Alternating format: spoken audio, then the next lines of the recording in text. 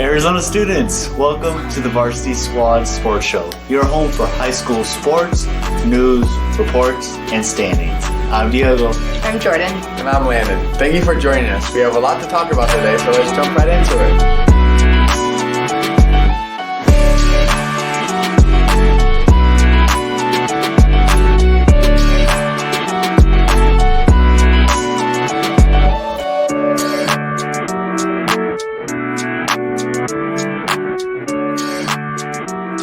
Thanks for joining us today. We have a fun-filled show, so let's get started with everyone's favorite flavor of the day, the Sun Scoop.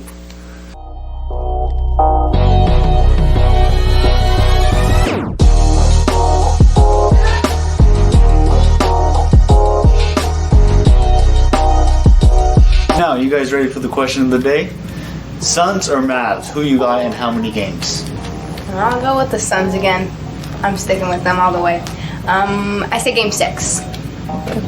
Landon? I'm gonna have to be the opposer here and go with the Mavs. And I'm gonna say maybe game 7 for the Mavs. Game 7. This could be either way. Probably going Suns game 6 as well. Yeah, we'll have to see what. Good games though. Oh yeah, Luka would be dominant as ever, but he doesn't have any help. That's the only thing. Yeah, that's true. Suns are too well-rounded, and Luka doesn't have any help on his team. So, Suns in 6. That's enough talk about basketball for now. Now let's switch on over to football. Last Thursday was the 2022 NFL Draft, and like every single draft, every single year, there was many shocks / trades and some angry fans who didn't like their picks, like me. And with the first overall pick, the Jacksonville Jaguars selected Trayvon Walker, edge from Georgia University. Surprisingly, he wasn't really projected to be number 1. He was around 2 and 3, so it was a surprise by the Jags. With the second overall pick, the Lions selected Aiden Hutchinson. Now, this came up as a surprise because Aiden was projected as the number 1 pick on many other analysts' draft boards. And the third overall pick was Houston Texans, and this was by far the biggest surprise early in the draft. I mean, they selected Derek Stingley Jr., the cornerback from LSU. Now, I'm not hating on Derek Stingley Jr., but it's also his freshman year was his only good year. The last 2, he didn't produce as many good stats as he did freshman year from the LSU team, with Joe Burrow and all of them. Now I look over to Jordan and ask, you're a Cardinals fan, how did the Cardinals do night 1? Actually, Diego, I'm not a Cardinals fan. I'm a Saints fan, but I have been keeping up with the Cardinals in this offseason. I'm honestly surprised that they went with the trade. They waited for a trade for a wide receiver, just because we knew they were going to need somebody strong and reliable after losing Christian Kirk in free agency. I'm kind of excited for this move just because we'll get to see quarterback Kyler Murray and Brown reunited after their 2017-2018 season together back in Oklahoma. I think Murray will have something to look forward to now that he's officially staying with the Cardinals, and it'll also give Brown something to look forward to after losing his quarterback Lamar Jackson, who he did create a bond with back in Baltimore. So overall, I think Brown is going to be a good asset to the Cardinals. And just in this morning, the Saints just signed Tyrann Mathieu, so that's good news for the Saints. I'm pretty excited. Still not going to do nothing. Whatever. All right, and Landon, you're a Bengals fan. Everyone knows that. How they do? I mean, honestly, they made some, in my opinion, they made some not so smart picks by they drafted a safety from Michigan, Daxton Hill, which I don't think was not the smartest pick because we already have 2 strong safeties in the backfield. We have Jesse Bates, which is a very strong safety, and Von Bell to go along with that, which drafting another safety, I don't really know what the whole idea of that was. I just don't think they were making well picks. Well, also, they could use it on like a nickel back, kind of like a slot corner type. Yeah. I mean, that's a good option. He did very well in Michigan, so let's see. So now enough about the Bengals. Diego, I know you're a big Dallas Cowboys fan. What about them? Terrible. They did not do good things. I'm sorry. Terrible. That was not. Terrible. That's all I gotta say. I don't know. Was it that bad? Yes, we selected a tackle from Tulsa. Yeah. He's good and all, but he's still new. He got a lot of holding calls in college. We could have got a defensive edge and Jermaine Johnson, which was still there until number 28 when the Jets came back and picked him up. Could have got Jermaine Johnson, one of the top 4 defensive ends in that draft. Could have got Could have gone with a lot. could have got Draxton Hill. We do need a safety. I would have loved him. Shoot, who was the last dude that I wanted? Jermaine Johnson. Devin Lloyd, linebacker. We just cut Jalen Smith. Leighton Vander Esch has not been producing well. And only good side is Micah Parsons. That's it. Yeah. We could have got someone good. Well, it's the Cowboys. It is the Cowboys, They're not so going to we be couldn't about have anything expected they much. do. Yeah, that is true.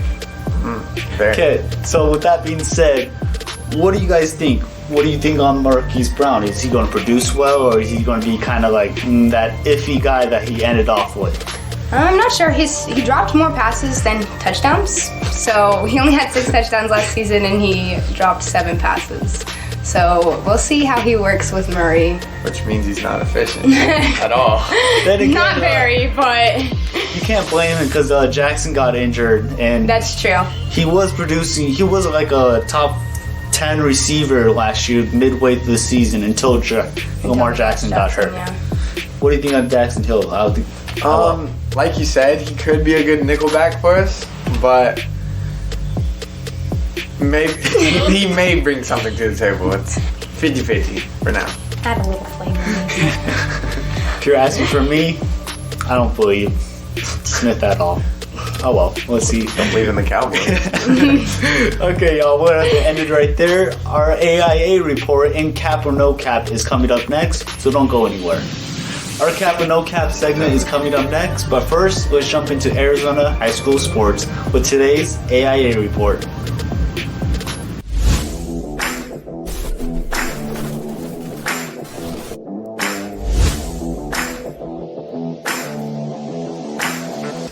Who's your favorite team to win in the playoffs? Ladies first. Oh, okay. I'm interested in seeing the girls' softball team from Xavier College Prep. I definitely think they can go all the way. I do see them. They have the #1 standing. They went from 4th ranked team to 3rd overall, and they're sitting 7-1 in the region. So with their starting roster they have and coming back off their 5th win streak, I definitely see them headed into their game looking great against playing against Sandra Day O'Connor on May 4th. Yeah, O'Connor's going to be a hard team. For me, I have Hamilton High School in baseball. We've been looking at them for a long time. The boys team, they're just amazing. I mean, they arguably have one of the best players in Arizona, and Gavin Trulley. He's a Oregon State commit, and he's just a dog. He's just so good. I mean, and it's not even just him. They have multiple players. Josh Titterman, Cole, I'm forgetting his name, Cole Trulak or something like that. They just have good players all around. I got Hamilton winning the championships. How about you, Landon? Well, for softball, my school, they won state last year. They're doing good. So I do have hope for them. So coming off a state from last year, I really think they could come out and win it all again. Yeah, aren't they like a 4th seed or something like that? I gotta double check on that. They're 4th or 5th, I think. Yeah? Yeah. So there you go. Alright, so Landon has Willow Canyon softball, Xavier Prep softball, Hamilton baseball. We'll see who wins. And Varsity Squad, you know what time it is. Cap or no cap. We don't know how this goes. I make a statement and you could whether disagree or agree with me. And cap or no cap. Ready? Okay. Chris Paul needs a ring to be considered a top 5 point guard of all time. Cap or no cap? Cap. Ring or no ring, I think the greatness is going to be measured by how you play the game. Chris Paul has averaged 20.7 points, 8.3 assists, 5 rebounds in his career, and the numbers aren't going to lie. You have Magic Johnson, who people will consider literally the best point guard, and he only averaged about 19.5 points in his career. And then you got Steph Curry, who also is considered one of the greatest point guards, and he only averages about 6.5 assists. So you got to look at the true meaning of a point guard. Like, if you go with Curry, the Warriors rely on him to score a big chunk of their points in the game, and point guards are known for like being the best dribbler and passers of the team. So you got to look at it from that perspective. Paul does the job of a point guard, and I think he should be ranked higher than he actually is. On the other hand, you got players like John Stockton and Steve Nash, who people would say are or were top 5, and they never got rings. So I guess it just depends on your own top 5 perspective, because you guys are both laughing at me right now. All right, Landon, what do you think? Wow. That was a lot. Straight facts. Well, I mean, that's a fat cap. I mean,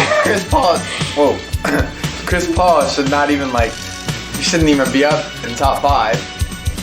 I don't think he'll ever be in top 5. He's not, in my opinion, he's not a top 5 player. Cause you got Steph Curry, which everyone knows him. He's already a top 5, top 3. Okay. He's listed as a point guard, but does he really do the job of a point guard, considering he shoots so much? Exactly. Yeah, Exactly. But if you look at his highlights, you've seen some good passes. That's true. He's good at passing and shooting. So Steph Curry, who else do you have? You got Steve Nash, which he really stood out back in when did he play? And he never got a ring. And he still stood out. But he never got a ring. You got 2 MVPs. Yeah, he got 2 MVPs. Where's Chris Paul? One of them should have been Kobe, but oh well. Where's Chris Paul at? Whatever. Chris Paul is very hot and cold games. Like he had a good game this past game and went 14 for 14, but also he's had games before which were not at all that game. Yeah. It's true. So based off his games, he's very hot and cold of how he's gonna play, which means he shouldn't even be in top 5. Okay, I say no cap. He doesn't need a ring.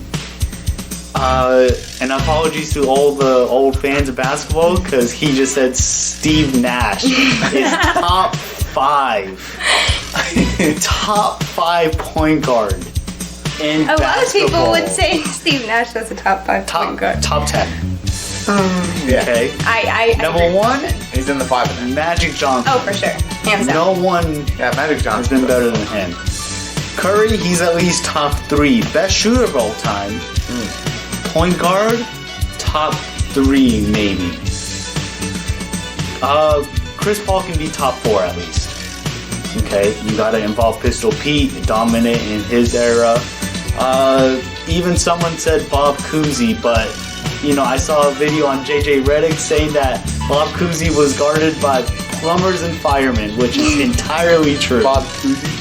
You're too young for that. He said Bob Cousy. You are too young for that. Okay, well, Anyways, I have those 2 guys in my top 10. Oscar Robinson is a good pick as well. Alvin Iverson, he could be considered, but he was just not efficient enough to be considered top 5. okay. But all in all, Chris Paul, yes, he doesn't need a ring. He's already cemented himself. He took 4 terrible franchises to playoffs and got the the all-time season record for wins in 4 different franchises. Can Steph Curry do that? Yeah. Probably not. Probably not. Probably. So you saying if Curry went to the Thunder and the bubble, he would take the Thunder to the franchise record? Yeah. Questionable. I question him sometimes. So do I.